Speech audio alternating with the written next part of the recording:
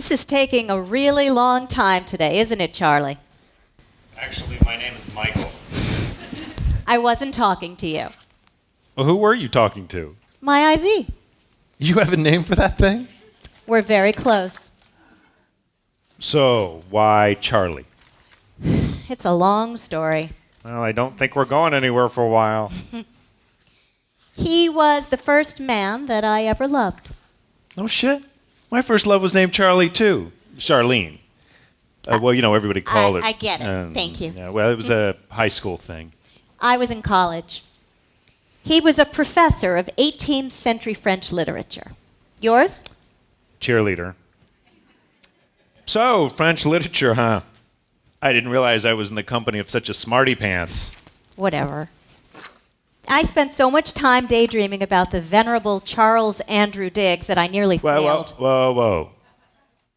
The guy wasn't even French? No, British. Oh, what a ripoff. No, he was smart and captivating and handsome. Oh, yeah, like Hugh Grant. More mature. Elton John. Less flamboyant. Alan Rickman. Who? You know, Professor Snape in the Harry Potter movies.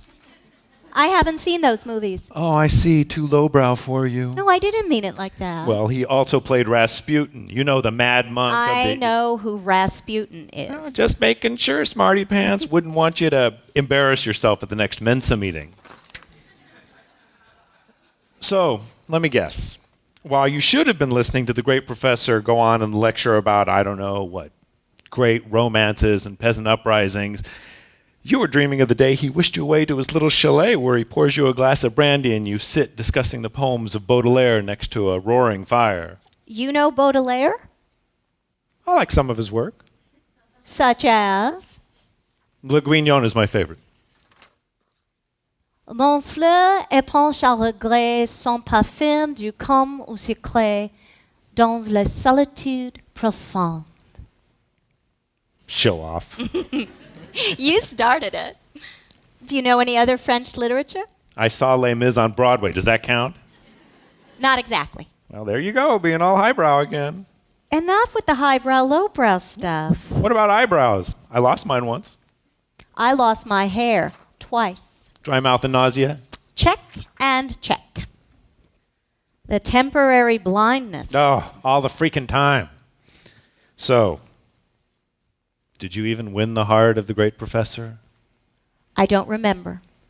Oh, you remember. So? I went to his office one day after class, and I hiked up my skirt and unbuttoned my top button of my blouse. Hot. And he stopped grading his papers for a second and asked, Miss Rhodes, what are you doing here? That's a terrible accent, you know. You've got to drop the G's and the H's. Miss Rhodes, what are you doing here?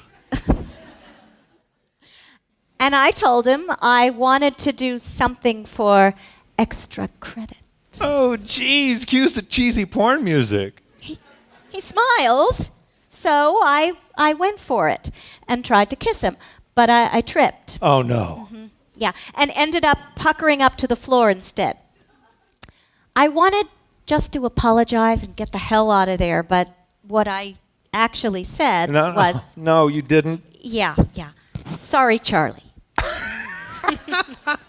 What a fucking loser, right? Hey, listen, you want to talk about being a loser. You know what I got from my Charlie? What? Ignored. Not that I could blame her. I was kind of a geek back then. Chess team? Marching band. Ouch. What did you play? Trombone. Which even my friends would call... Let me guess. The tromboner. Yes. Why did you play that clunker? Oh, for my dad. He played the trombone in high school, so... I never understood why parents pressure their kids to be like them. Well, it was more me. My father and I weren't very close. He was a lawyer, you know, one of those high-powered ones. He was always off defending his clients. I think he must have learned his defense tactics from my mom, because for every Miss Baseball game or spelling bee, she'd come up with this laundry list of excuses about why I shouldn't hate him. Because he puts food on the table, because he puts a roof over our heads, because he pays for the jersey your baseball team wears. Funny thing is, my mother never said what I wanted to hear the most. Because your father loves you. So I was never convinced that he actually did, and I thought if I played the trombone... And? Did your plan work? Well, not really. I sucked. I practiced every freaking night, hoping Dad would come home early to hear me play. And the one time he did, I was really nervous. There were so many missed notes and awkward squeaks, and I got so upset about fucking it up that I cried my ass off and played a chorus of I'm Sorry's. But Dad, he wouldn't hear it. Son, he told me, a true musician doesn't apologize. He just keeps on going. So he handed me the trombone and told me to start again. And awful as it was, Dad smiled and tapped along to the music.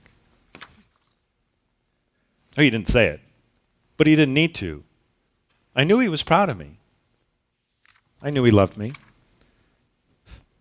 I was so close to my father that night. I told him about Charlie. And the next day I went to school, and on my father's stellar advice, I played the trombone for her. You didn't. Mm-hmm. I never had someone laugh at me so hard. Until now. I'm sorry. Yeah, sorry, Charlie. How's it going in here? My tank's dry. Ah, so it is. And you, Michael? I guess I'm done too. Okay. More stories tomorrow? More stories tomorrow.